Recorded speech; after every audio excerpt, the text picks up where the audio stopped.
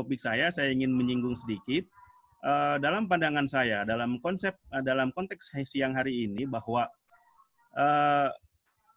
kaum Salafi atau gerakan Salafis itu memang mereka pada prakteknya mereka taat mengikuti prosedur protokol kesehatan. Mereka melakukan social distancing, mereka menutup masjid-masjid mereka dan tidak ada kegiatan-kegiatan keagamaan, ibadah mereka di rumah. Dalam pandangan saya, itu bukan didasarkan kepada keyakinan mereka atas sains, tetapi justru didasarkan kepada sikap konservatisme mereka itu sendiri, yang sangat kuat. Oleh karena itu, saya dalam bahasan saya mengatakan bahwa gerakan Salafisme sebagai salah satu bentuk konservatisme adalah level konservatismenya itu sangat tinggi, maka saya akan menyebutnya adalah dengan ultra konservatif. Gitu. Mengapa disebut demikian? Karena sikap respon mereka terhadap COVID-19 itu didasarkan kepada justru keyakinan mereka yang sangat kuat terhadap teks-teks keagamaan. Gitu, ya. Mereka sangat percaya itu dan respon mereka itu didasarkan kepada ayat-ayat dan juga hadis-hadis yang memang menyuruh kita untuk mencegah kemudaratan dan mengambil manfaat, dan mereka pegang itu sangat kuat. Inilah ciri menurut saya konservatisme di situ, konserv, orang yang berpegang kuat kepada tradisi.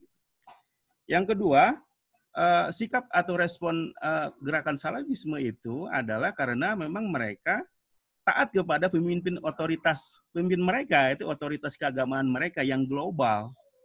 Nah, mereka saya ragu kalau mereka melakukan itu karena mengikuti fatwa MUI. Tapi saya meyakini bahwa mereka melakukan itu karena mereka mengikuti fatwa ulama-ulama Salafi global yang berpusat di Saudi Arabia.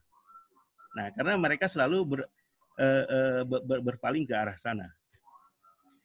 Oke, saya akan memperluas bahasan saya tentang Salafisme ini, tetapi tidak akan menguraikan lebih jauh dalam kaitannya dengan new media, ya. Oke, supaya mungkin agak variasi bahasanya dari Mas Syafiq ini. Oke. Maka fokus saya adalah bagaimana gerakan Salafisme di Indonesia itu merespon dan bisa berkembang di Indonesia dengan kaitannya dengan new media. Oke. Maka pertanyaannya adalah mengapa gerakan konservatisme di Indonesia ini dalam bentuk gerakan Salafisme itu bisa berkembang. Oke.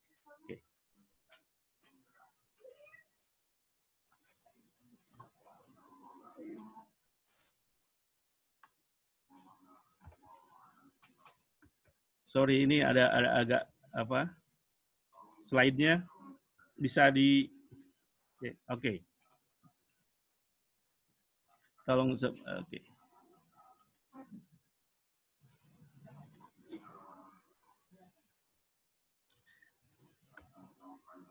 Oke. Saya akan mulai dengan fakta yang ada sekarang, bahwa kita sekarang berada di era baru keberlimpahan informasi atau new era of information abundance. Nah, maksudnya apa? Kita mendapati di sekarang ini banyak informasi itu melimpah.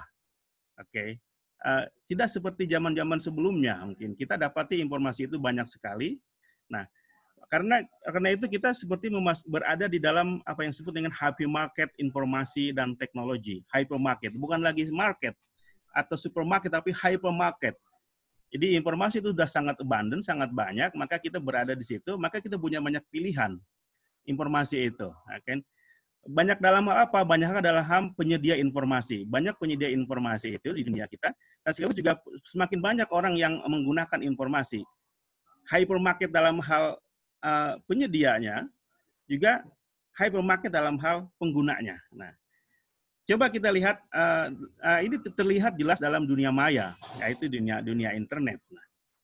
Nah, dalam konteks hari ini, dalam konteks keagamaan, di dunia maya ini, dalam konteks hypermarket informasi itu, nah ini menurut saya ini poin penting pendahuluan saya adalah, di dunia maya itu, mayoritas informasi keagamaan dikuasai oleh kelompok konservatif atau radikal.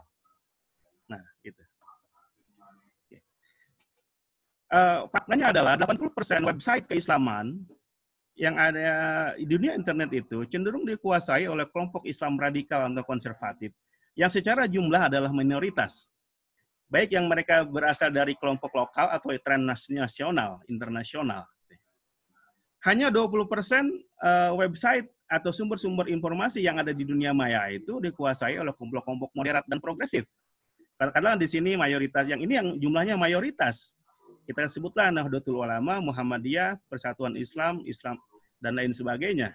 Nah, ini saya ambil dari risetnya NUO tahun 2009, Nasruddin Umar Office tahun 2009. Nah, ini adalah fakta yang sangat menarik bahwa di dunia maya, informasi itu dikuasai oleh kelompok-kelompok konservatif dan radikal. Sementara kelompok-kelompok mayoritas yang moderat itu dan progresif hanya menguasai 20%. Itu pun